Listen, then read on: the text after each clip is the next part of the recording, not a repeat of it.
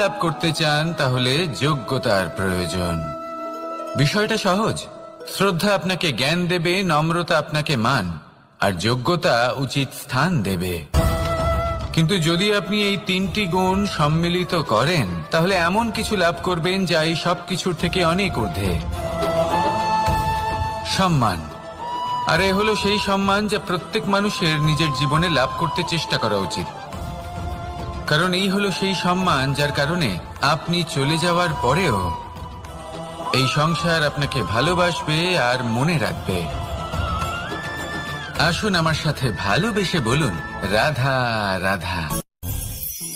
আকাঙ্ক্ষা কখন লোভে পরিণত হয়ে যায় তা কেউ বলতে পারে না। এবার তার পরিণাম কি হতে পারে তাও আমরা কেউ জানি না।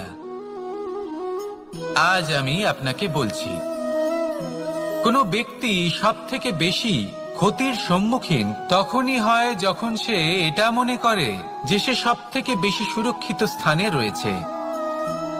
সে ভাবে যে সে সেখানে সুরক্ষিত রয়েছে।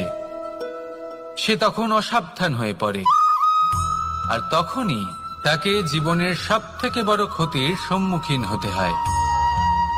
নিঃস্ব হয়ে যাওয়ার পরিস্থিতি কোনো মানুষের জীবনে তখনই আসে যখন তার কাছে প্রচুর সম্পত্তি থাকে এবং সে তার থেকেও অনেক বেশি সম্পত্তি অর্জন করতে চায়। সেই অনেক বেশি সম্পত্তি অর্জন করার চেষ্টায় সে এমন কিছু করে বসে যার ফলে তাকে সমস্ত সম্পত্তি হারাতে হতে পারে। একজন রচনাকার নিজেই নিজের প্রতিভা একদম শেষ করে দিতে পারে যখন সে অনেকগুলো কাজ নিজের কাঁধে নিয়ে নেয়। একটা গুরুত্বপূর্ণ কথা সবসময় মনে রাখবেন, আজ আপনি যেখানেই থাকুন না কেন, যেমনই যে কোনো স্থানেই থাকুন না কেন, এর পেছনে আপনার আকাঙ্ক্ষার একটা বিশাল ভূমিকা রয়েছে। কিন্তু মনে রাখবেন, আপনাকে শিখতে হবে যে কখন আর কিভাবে নিজের উচ্চাকাঙ্ক্ষাগুলিকে লাগাম পরাতে হবে, কারণ এটা অত্যন্ত আবশ্যক। তাই আসুন আর আমার সাথে ভালোবেসে বলুন, রাধা রাধা। অনেক সময় আমরা জীবনে অনেক মানুষকে এমন বলতে শুনে থাকি যে আমি অসফল হয়েছি কারণ আমার সময় ভালো যাচ্ছিল না। আমি এই জিনিসটা লাভ করতে চাইছিলাম কিন্তু করতে পারলাম না কারণ আমার সময়টা ভালো যাচ্ছিল না। আমি আমার জীবনে ওই মহান কাজটা করতে চাইছিলাম কিন্তু করতে পারলাম না। কেন? কারণ আমার সময়টা ভালো যাচ্ছিল না। কিন্তু যে মুহূর্তে ভালো সময় আমার জীবনে আসবে আমি সব কিছু প্রাপ্ত করব। এমন প্রায় প্রত্যেকেই বলেন। আসুন একটা কথা বোঝা যাক। একজন মালিকে দেখুন, সে প্রত্যেক দিন গাছের সেবা করে, তাকে জল দেয়, তার যত্ন আত্তি করে। কেন? প্রত্যেক দিন সেই গাছ ফল দেয় না। সঠিক সময় এলে তবেই সেই গাছ ফল দেয়, কিন্তু প্রত্যেক দিন মালি তার সেবা করে, তাকে যত্ন করে। শুধুমাত্র তখন করে না যখন সেই গাছ ফল দিতে সক্ষম। আর যদি মালি গাছের যত্ন প্রতিদিন না করে তাহলে হয়তো সেই গাছ ফল দিতেই পারবে না। এটাই হলো আমাদের জন্য একটা শিক্ষা। যখন সময় আমাদের জন্য অপেক্ষা করে না তখন আপনি সময়ের জন্য কেন অপেক্ষা করছেন? ভালো সময়ের জন্য অপেক্ষা করবেন না। ভালো এবং শুভ কর্ম দ্বারা ভালো সময়কে নিজের কাছে টেনে আনুন। নিরন্তর কর্ম করুন, পরিশ্রম করতে থাকুন। শুভ সময় আপনা থেকেই আপনার কাছে আসবে। আসুন আমার সাথে ভালোবেসে বলুন, রাধা রাধা। মানুষের এই সংসারে জীবনযাপন করার জন্য কিছু জিনিসের প্রয়োজন পড়ে। এমন কিছু আবেগ, এমন কিছু বস্তু আছে যেগুলো তার প্রয়োজন হয়। কিন্তু সব থেকে বেশি যে জিনিসটা তার প্রয়োজন হয় সেটা হলো সম্মানের। আমাদের ভালো লাগে যখন কেউ আমাদের সম্মান করে। আমরা কাউকে সম্মান করলে তারও সেটা ভালো লাগে। কিন্তু আপনি দেখবেন যে সংসারে বেশিরভাগ মানুষ দুটি মাপদণ্ডের ভিত্তিতে সম্মান করেন। হয় বয়স দেখে করেন বা উপার্জন দেখে, অর্থাৎ সেই ব্যক্তি কতটা উপার্জন করেন। এবার ভেবে দেখুন, এটা আবশ্যক নয় কারোর বয়স যদি বেশি হয় তার বুদ্ধিও ততটাই বেশি হবে। আবশ্যক এটাও নয় যে কোনো ব্যক্তি যদি অত্যন্ত ধনী হন বা তার মনও নির্মল হবে, বা তিনি সৎকর্ম করবেন, বা এমন কোনো কর্ম করবেন যাতে উনি সম্মান লাভ করতে পারেন। হতে পারে উনি ধনী কিন্তু দুশ্চরিত্র। সেই জন্য বয়স বা উপার্জন দেখে কোনো ব্যক্তিকে সম্মান করবেন না, কর্ম দেখুন। যদি গভীরভাবে ভেবে দেখেন তাহলে দেখবেন যদি কোনো মানুষ কোনো সৎকর্ম করেন তাহলে তার প্রতি হৃদয় থেকে সম্মান জাগ্রত হয়। এটাই হলো সেই সম্মান যা অর্জন করতে হবে। বয়স আজ আছে, কাল আরো বৃদ্ধি পাবে। উপার্জন আজ আছে, কাল সেটা কমে যেতেও পারে। কিন্তু যদি আপনি নিরন্তর শুভকর্ম করতে থাকেন তাহলে আপনি মৃত্যুর পরেও অমর হয়ে থাকবেন। আসুন আমার সাথে ভালোবেসে বলুন, রাধা রাধা। পাপ এবং পুণ্য, এই দুই হলো সংসারের এমন দুই বিন্দু যাকে কেন্দ্র করে এই সংসারের চক্র ঘুরতে থাকে। আমরা যদি কোনো কর্ম বিচার করি, হয় পুণ্য নয় পাপের দৃষ্টিভঙ্গি দিয়ে, এটা হয় পুণ্য না হলে পাপ। কিন্তু এই পাপ এবং পুণ্য এই দুই নির্ভর করে প্রত্যেক মানুষের ওপর, তার চিন্তাধারা, তার পরিস্থিতির ওপর। ধরুন এমন একজন মানুষ যিনি অনেক দিন ধরে বনে পথ হারিয়েছেন, অনেক দিন হয়তো উনি কোনো খাবার খাননি। এবার এমন পরিস্থিতি চলে এসছে যে এবার যদি উনি খাবার না খান তাহলে হয়তো জীবিতই থাকবেন না। আর এমন অবস্থায় ওনার সামনে যদি কোনো প্রাণী আসে তাহলে তাকে শিকার করা, এটা কিন্তু তার কাছে পাপ নয়, এটা তো জীবিত থাকার একমাত্র উপায়। এটা তার কাছে পুণ্য সম। আর যদি আমি এমন একজন ব্যক্তির কথা বলি যিনি সরল, যিনি একটি সুখী, শান্ত, সুরক্ষিত জীবনযাপন করছেন, তার কাছে কিন্তু এটা পাপ। এইরকমই এই সংসারে ভিন্ন ভিন্ন পরিভাষা আছে পাপ এবং পুণ্যের। তার মধ্যে যদি আমি আপনাকে একটি সরল পরিভাষা দিই, সেটা হলো জীবনে যখনই কোনো কর্ম করবেন সেটা নিয়ে একটু ভেবে দেখুন যে এই যে কাজটা আমি করছি তার ফলে এই যে অন্য মানুষেরা আছেন এই সংসারে, তারা কি দুঃখ পাবেন? যদি তারা দুঃখ পান তাহলে সেটা পাপ। যদি আপনি এমন কোনো কর্ম করেন যার ফলে অন্যরা প্রসন্নতা লাভ করেন, তাদের মুখে হাসি ফুটে ওঠে, যদি তারা প্রেরিত হন, জীবনে সামনে এগোতে পারেন, তাদের বিকাশ হয়, তাহলে এটা হলো পুণ্য। তাই জীবনে সবসময় পুণ্য করতে থাকুন আর আমার সাথে ভালোবেসে বলুন, রাধা রাধা। বনস্পতি ফলনের জন্য আমাদের কিসের প্রয়োজন পড়ে? একটু ধরিত্রীর, একটু পরিশ্রমের, আর একটা বীজের। এবার যদি মানুষের কথা বলি তাহলে এখানে ধরিত্রী হলো মানুষের এই জীবন, যেখানে মানুষ নিজের ইচ্ছের ফল ফুল ফলন করতে চায়। পরিশ্রম হলো আমাদের কর্ম, আর বীজ হলো আমাদের নির্বাচন। আমাদের বেছে নিতে হবে যে আমরা কি বপন করব, আম নাকি খনি মনসা। এর মধ্যে আমরা কি পেতে চাই? রসালো ফলের ফলন চাই নাকি কাঁটার ফলন চাই, তা আমাদের উপর নির্ভরশীল।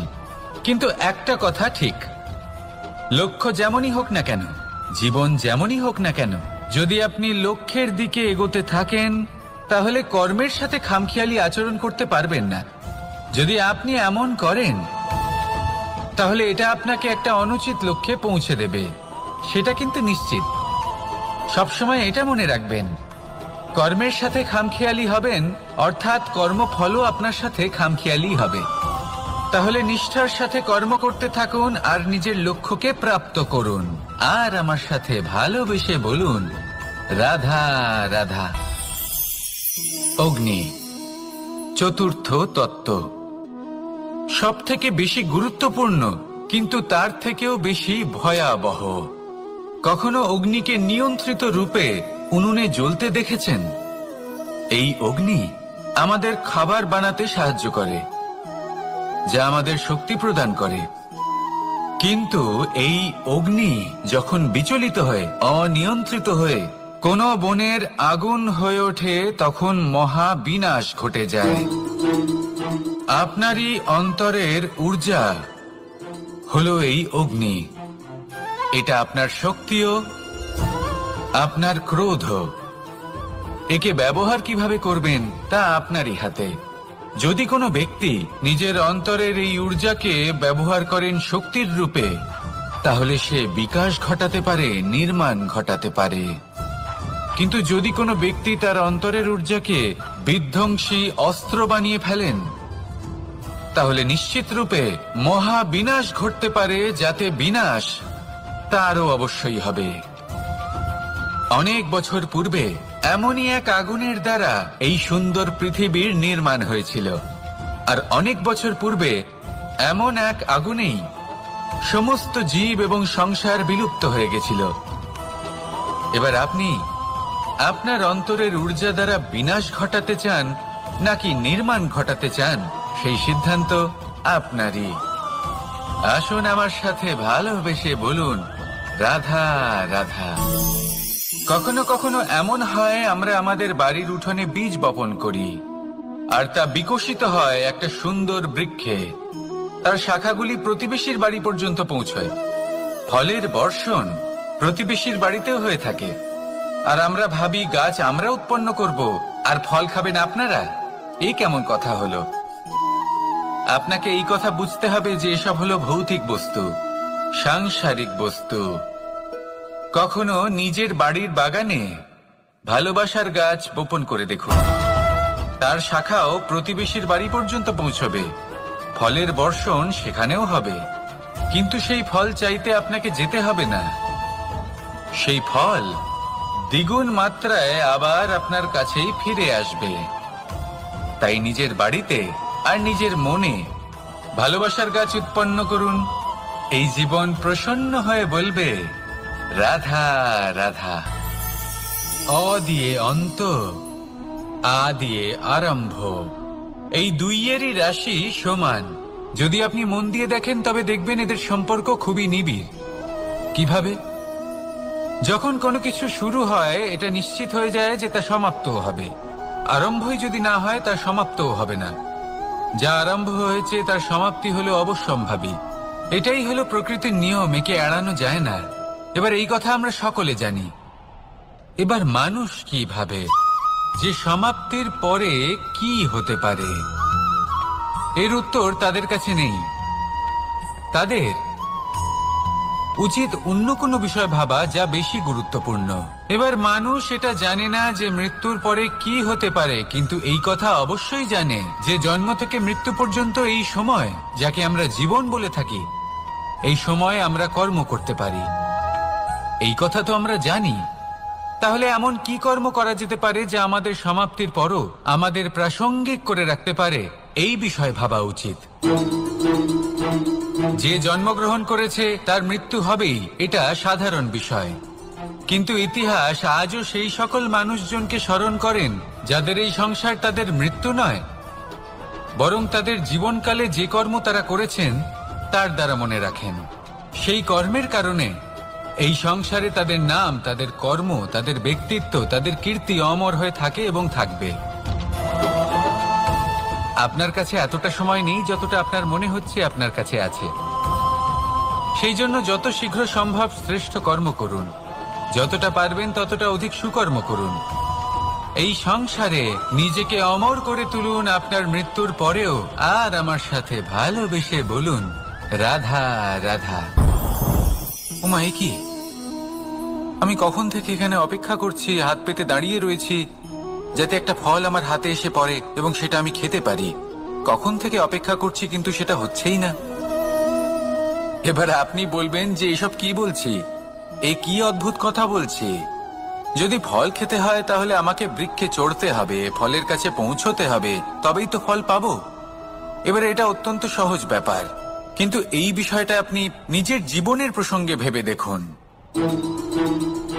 লক্ষ্য কোথায় আছে আপনি জানেন, সেই লক্ষ্যে পৌঁছানোর পথ কি সেটাও আপনি জানেন, সেই পথে চলার ক্ষমতাও আপনার রয়েছে, কিন্তু তাও আপনি নিজের লক্ষ্য লাভ করতে পারছেন না। কেন? কারণ আপনি অপেক্ষা করছেন যে লক্ষ্য আপনার সামনে চলে আসবে, কিন্তু তা হয় না। লক্ষ্য সে যাই হোক না কেন, ধন হোক, প্রেম হোক, কোনো সম্মান হোক বা মোক্ষ হোক, যদি আপনি তার দিকে অগ্রসর না হন তাহলে ফল প্রাপ্তি অসম্ভব ব্যাপার, তা কোনোদিনই হবে না। সেই জন্য আপনার চোখের সামনে আপনি যদি নিজের লক্ষ্যকে দেখতে পান তাহলে উঠুন এবং সেই দিকে অগ্রসর হতে শুরু করুন। নিজের অন্তরের সকল অশুভ গুণ দূর করুন, অলসতা ত্যাগ করুন, অজ্ঞানতা ত্যাগ করে দিন এবং চলতে থাকুন। অবশ্যই মনোবাঞ্ছিত ফল লাভ করতে পারবেন। মনে রাখবেন, চলতে থাকলে তবেই লক্ষ্য প্রাপ্তি হবে। অপেক্ষার দ্বারা শুধুমাত্র মৃত্যু লাভ হবে। আসুন আমার সাথে ভালোবেসে বলুন, রাধা রাধা। পাখি কখন জন্ম নেয়, কখন উড়তে শেখে, কখন বাসা বানাতে শেখে, কখন নিজের মৃত্যু লাভ করে, এসব আমাদের মধ্যে কেউ জানি না। কিন্তু পাখি একটা কথা খুব ভালো করে জানে, যে এই সংসারে ও যা কিছুই করুক না কেন, এই সংসারের ওকে নিয়ে কিচ্ছু যায় আসে না। এবার আমরা কি করি? কোনো কাজ করার আগে আমরা এটা ভাবি যে এই সংসার যদি আমাকে দেখে ফেলে তাহলে কে জানে এই সংসার কি ভাববে, আমার প্রতিচ্ছবি কেমন তৈরি হবে কে জানে, কে জানে কি হবে আদি ইত্যাদি। এই সব ভাবনায় আমরা মগ্ন হয়ে যাই। কিছুটা এমন ভাবে মগ্ন হই যে বর্তমানের কর্মের এই জীবনের যাত্রাপথে সেই সময়ের আনন্দ উপভোগ করতে ভুলে যাই। এবার দেখুন একটা পাখি কি করে, ওর কর্ম হলো গান গেয়ে চলা। ওই পাখি গেয়ে চলে, কেউ ওর গান শুনুক বা না শুনুক, কেউ আদৌ শুনছে কিনা সেই বিষয়টা নিয়ে সেই পাখির কিছুই যায় আসে না। সেই পাখি নিজের কর্ম করতে থাকে।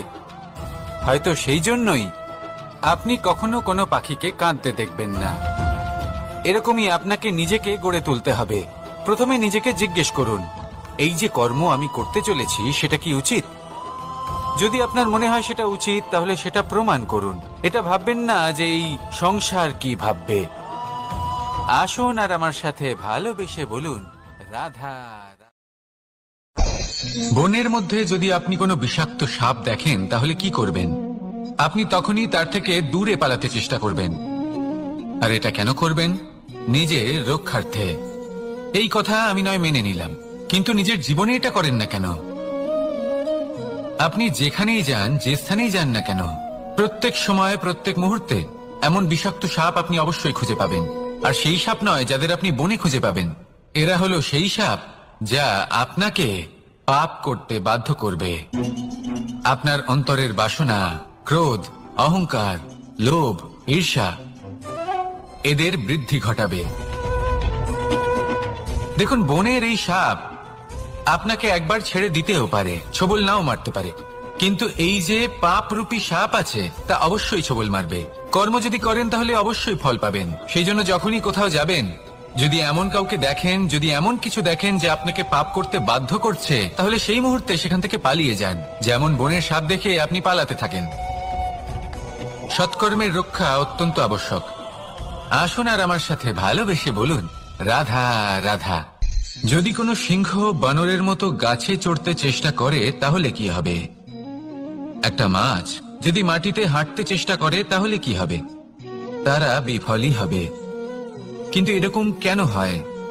তার কারণ হলো প্রকৃতির রচনা কিছুটা এরকম। এখানে প্রত্যেকটি ব্যক্তিকে, প্রত্যেকটি প্রাণীকে আলাদা আলাদা গুণের অধিকারী করা হয়েছে এবং সকলকে একটা সীমাও প্রদান করা হয়েছে। এবার এই যে বৃক্ষ, পশু, পাখি, এদের মধ্যে সেই ক্ষমতাই নেই যে এরা নিজেদের যাচাই করতে পারবে, নিজেদের সীমাগুলো বুঝতে পারবে, নিজেদের সদ্গুণগুলো চিনতে পারবে। এরা সেটা করতে পারবে না। কিন্তু মানুষ তো আলাদা।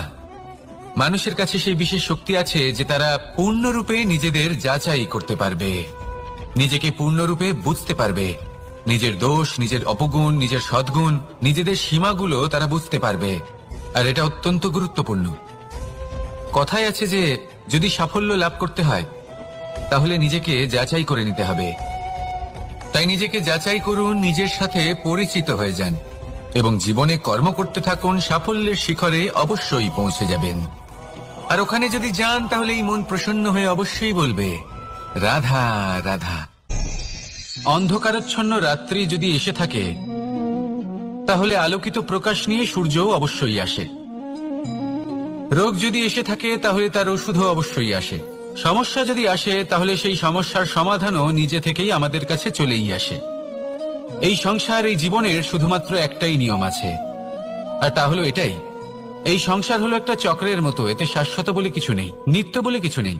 আর যা কিছুই রয়েছে সব বদলাতে চলেছে। যদি আপনার জীবনে দুঃখ থাকে, সমস্যা থাকে, যদি আপনি বিপদ দ্বারা আচ্ছন্ন, তাহলে মনে রাখবেন সবকিছু বদলে যেতে চলেছে। দুঃখের সময় কাঁদবেন না, মনকে আরো দুঃখী করে তুলবেন না, কারণ এখানে যা কিছুই এসেছে তা যাওয়ার জন্যই এসেছে। তাহলে এত চিন্তা কিসের? আনন্দ সহকারে জীবন যাপন করুন আর আমার সাথে ভালোবেসে বলুন রাধা রাধা। রাত্রিবেলায় যখন আলোকিত জোনাকিদের দেখেন তখন মন প্রসন্ন হয়ে ওঠে। এদের দেখতে খুবই সুন্দর লাগে। আর এমন ঠিক কেন হয়? প্রথম হলো এটাই যে রাতের বেলায় চতুর্দিক অন্ধকারাচ্ছন্ন থাকে। এমত অবস্থায় যদি আমরা কোথাও একটু প্রকাশ দেখি, তাহলে সেটাই আশার কিরণের ন্যায় মনে হয়। সেই প্রকাশই আমাদের মন প্রসন্ন করে তোলে। আর সেই জন্য যে সকল মানুষ রাতের বেলায় কোনো জোনাকি দেখতে পান তারা প্রসন্ন হয়ে যান। এবার কখনো কখনো জীবনে আমাদের মনে হয় যে চতুর্দিকে শুধুমাত্র অন্ধকারই হয়ে আছে। প্রত্যেকেরই তা কখনো মনে হয়। আর তখনই আমাদের নিরাশ হলে চলবে না, আমাদের দুঃখী হলে চলবে না। সেই সময় আমাদের খুঁজতে হবে নিজেদের আশেপাশে, চতুর্দিকে আর কোথাও না কোথাও আমরা প্রকাশ অবশ্যই দেখতে পাবো। আশার একটা কিরণ অবশ্যই দেখতে পাবো। কেউ এমন একটা কর্ম করেন যেটা দেখে আমরা প্রেরিত হয়ে যাই। আর এমন কোনো কর্ম যদি আপনারা করেন, তাহলে সেই কর্ম আপনার মনকে প্রসন্ন ভাব, আনন্দ এবং ভালোবাসা দ্বারা ভরিয়ে তুলবে। আপনার অন্তরে সেই অন্ধকারের অন্ত করবে, দুঃখেরও অন্ত করবে। আর এই মন প্রসন্ন ভাব নিয়ে বলবে রাধা রাধা। মনুষ্য জীবনের সবথেকে বেশি গুরুত্বপূর্ণ বিষয় হল মনের একাগ্রতা। এই সংসারের যে কটি মহান কার্য সম্পাদন হয়েছে তা হল মনের এই একাগ্রতার একমাত্র ফল।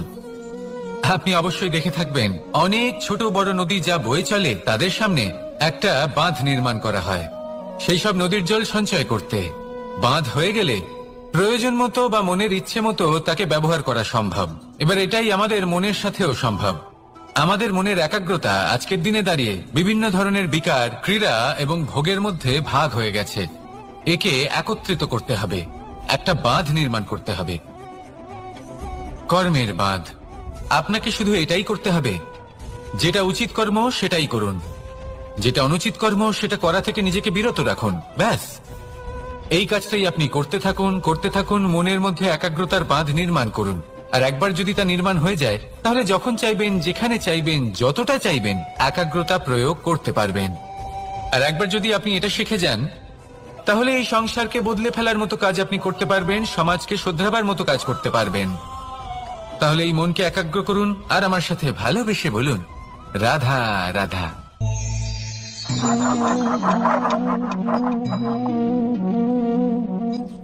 কোন ব্যক্তিকে নিশ্চয়ই দেখেছেন যিনি নিজে কাঠ কাটার এই কাজে নিপুণ এবং অভিজ্ঞ। এবার আপনারা দেখবেন যে তার মনোযোগ সমস্ত কাঠের ওপর থাকে না, তার মনোযোগ থাকে শুধুমাত্র একটা কাঠের ছোট্ট একটি অংশের ওপর, যেখান থেকে তার টুকরো করা হচ্ছে। কিন্তু সেটা উনি কেন করেন? যদি এটা উনি না করেন তাহলে সেই কাঠ সঠিক পদ্ধতি এবং তাড়াতাড়ি কাটা যাবে না। জীবনেও তাই হয়ে থাকে। আপনি হয়তো কোনো লক্ষ্য স্থির করেছেন বা পথ নির্বাচন করেছেন বা কাজ স্থির করেছেন যেটা আপনি করেই ছাড়বেন। তাহলে নিজের সম্পূর্ণ মনোযোগ শুধুমাত্র তার উপর কেন্দ্রীভূত করুন। যদি আপনার মন এদিক ওদিক তাকাতে থাকে, অস্থির হয়ে পড়ে, বিচলিত হয়ে পড়ে, যদি তা হয়ে থাকে তাহলে আপনি অবশ্যই অসফল হবেন। তাই কর্মঠ থাকুন, নিরন্তর কর্ম করতে থাকুন এবং পূর্ণ মনোযোগ দিয়ে নিজের কাজ করুন। নিজের পথে অগ্রসর হন বা নিজের লক্ষ্য প্রাপ্ত করতে চেষ্টা করুন। তারপর দেখুন কি হয়, কিভাবে উচিত পথে এবং তীব্র গতিতে আপনার লক্ষ্য আপনার কাছেই পৌঁছে যায়। আর আপনার এই মন প্রসন্ন হয়ে বলে রাধা রাধা। কখনো কোনো নদীকে দেখেছেন? একই আকার, একই স্থান, শুধু প্রবাহিত হতে থাকে। এর মধ্যে কখনো কোনো অপদ্রব্য ফেলে দেখুন, দেখবেন সেটা বেশিক্ষণ সেখানে থাকে না। সেটা নদীর সাথে বইতে থাকে আর বয়ে যেতে যেতে সাগরে সমাহিত হয়ে যায় আর শেষ পর্যন্ত সাগর সেটাকে তটে ফেলে দেয়। কিছুটা এমন হওয়া উচিত আমাদের বিচারধারাও। এক স্থানে তা স্থগিত হওয়া উচিত নয়, এটা সবসময় প্রবাহমান হওয়া উচিত।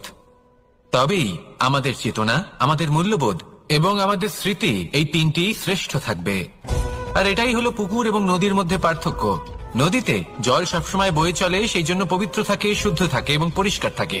আর সেখানে এই পুকুরের তলদেশে সব জমা হতে থাকে আর সেই জন্য তা অপবিত্র হয়ে যায়। তাই সবসময় এই বিচারধারা প্রবাহমান রাখুন। যদি মনে কোনো ভাবনা চলে আসে, সেখানেই থেকে যায় এবং বিদ্যে থাকে, তাহলে তা বের করে দিন। তাকেও বয়ে যেতে দিন, এবং তার যা উত্তর হবে তা সময়ের সাথে আপনার সামনেই চলে আসবে। শুধুই নদীর মতো প্রবাহমান হন আর আমার সাথে ভালোবেসে বলুন, রাধা রাধা। এই সংসারে সাফল্য লাভ করার জন্য জ্ঞানের প্রয়োজন হয়, পরিশ্রমের প্রয়োজন হয়, দৃঢ় নিষ্ঠার প্রয়োজন হয়, নিরন্তর চেষ্টা করা প্রয়োজনীয়। কিন্তু আরো কিছু আছে যা অত্যন্ত প্রয়োজনীয় এবং গুরুত্বপূর্ণ। তা হলো ভালো বন্ধু। তাদের থাকা অত্যন্ত প্রয়োজনীয়। যদি ভালো বন্ধু থাকে তাহলে সময় এলে তারা ঢাল হয়ে আপনাকে সুরক্ষা করবেন। সময় এলে অস্ত্রের মতো শত্রুকে সংহারও করবেন। যদি তিনি জ্ঞানী হন, তাদের মধ্যে সদ্গুণ থাকে, তাহলে এই সব গুণ আপনার মধ্যেও প্রবেশ করবে। তাহলে সাফল্যের জন্য ভালো বন্ধু পাওয়া অত্যন্ত প্রয়োজনীয়। কিন্তু শুধু বন্ধু কেন, ভালো শত্রুও থাকা প্রয়োজনীয়। এবার আপনি ভাববেন, আমি কি বললাম? যদি আপনার জীবনেও ভালো অর্থাৎ শক্তিশালী শত্রু থাকে, তাহলে আপনিও শক্তিশালী হতে থাকবেন। এই শত্রু আপনাকে প্রেরিত করবে আরো বেশি শক্তিশালী হয়ে ওঠার। কখনো কোনো হরিণকে দেখুন, তীব্র গতিতে দৌড়তে থাকে। কেন তীব্র গতিতে দৌড়য়? এই কারণে নয় যে কোথাও তার জন্য মধুর ঘাস অপেক্ষা করে রয়েছে, না, সে এই কারণে তীব্র গতিতে দৌড়য় কারণ সেটা না করলে তার পেছনে একটি সিংহ আছে যে ওকে নিজের ভোজন করে ফেলবে। তাই জীবনে বিপদ, সংকট, এই সবকিছুও হলো অত্যন্ত গুরুত্বপূর্ণ। তার সম্মুখীন হতে শিখুন আর আমার সাথে ভালোবেসে বলুন, রাধা রাধা। আমরা সবাই ফল খাই, কিন্তু আমাদের সেই ফলই প্রিয় হয় যে পরিপক্ক হয়ে ওঠে, যেটা নম্র হয়, আর যে ফল অনেক বেশি মিষ্টি আর সুস্বাদু হয়ে থাকে, যাদের রঙে বাহার দেখা যায়। সেইভাবে জীবনে আমরা নানান মানুষের সাথে পরিচিত হই, কিন্তু সেই মানুষই আমাদের মন ছুঁয়ে যায় যারা বিনম্র স্বভাবের, যাদের বাণী খুব মধুর, যাদের অন্তরে আত্মবিশ্বাসের একটা তেজ, একটা রং দেখা যায়। এবার এমন ব্যক্তি আমরা কি করে হব? ঠিক সেইভাবেই যেমন একটা ফল রোদ, বর্ষা, শীত, বায়ু, এই সকল সংকটময় পরিস্থিতির সম্মুখীন হয়ে পরিপক্ক হয়ে ওঠে, সেইভাবেই মানুষ সংকটময় পরিস্থিতির সম্মুখীন হয়ে পরিপক্ক হয়ে ওঠেন। যদি এই সংকটের সম্মুখীন হন তাহলে অভিজ্ঞ হবেন, আর এই অভিজ্ঞতাই শিক্ষা দিয়ে যাবে। এই অভিজ্ঞতা আমাদের শিখিয়ে দেয় যে আমাদের বিনম্র থাকতে হবে। অহংকার করে কোনো লাভ নেই। মধুর বাণীর যে কি মূল্য তা আমরা শিখতে পারি। এই অভিজ্ঞতাই আমাদের বুঝিয়ে দেয় যে উচিত অনুচিত কোনটা আমাদের দৃষ্টিভঙ্গি তৈরি করে, আর এই দৃষ্টিভঙ্গি দ্বারা আত্মবিশ্বাস জাগ্রত হয়। সেই জন্য জীবনে কখনো বিপদ থেকে দূরে পালাবেন না, সেগুলোর সম্মুখীন হন, অভিজ্ঞতা লাভ করুন, তার থেকে শিক্ষা লাভ করুন, এইভাবেই পরিপক্ক হবেন।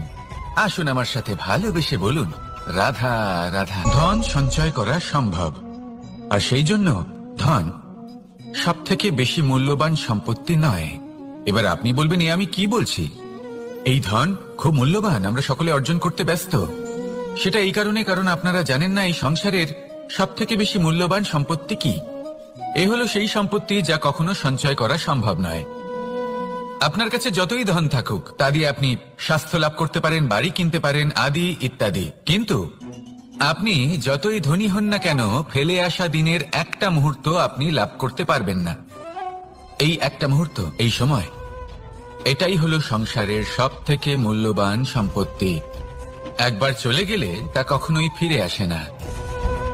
আর এই মুহূর্ত যতই চলে যাক না কেন, আমরা স্মৃতির মাধ্যমে সেগুলি যাপন করতে পারি, তার আনন্দ উপভোগ করতে পারি, আর যার সাথে আমরা সময় অতিবাহিত করেছি তার স্মৃতিতে আমরা চিরকাল জীবিত থাকতে পারি। সেই জন্য সময় সব থেকে মূল্যবান সম্পত্তি, তাকে এইভাবে নষ্ট করবেন না। প্রত্যেকটা মুহূর্ত উপভোগ করুন, আনন্দ করুন, আর ভালোবেসে বলুন, রাধা রাধা। কনক, কি সুন্দর একটা শব্দ। এর অনেকগুলো রূপ রয়েছে, অনেকগুলো অর্থ রয়েছে। প্রথম অর্থ হলো স্বর্ণ, অর্থাৎ সম্পত্তি। দ্বিতীয় অর্থ ধুতুরা, অর্থাৎ গাছের ছোট একটা বীজ, যা কিনা অত্যন্ত শক্তিশালী হয়। যদি বেশি মাত্রায় এর প্রয়োগ করা হয় তাহলে এটা বিষময় হয়ে উঠতে পারে। এই হলো সেই ধুতুরা যার প্রয়োগ মহাদেবের পুজোতে করা হয়। এবার প্রশ্ন হলো এটাই যে এই স্বর্ণ এবং এই ধুতুরার মধ্যে মিল কি রয়েছে?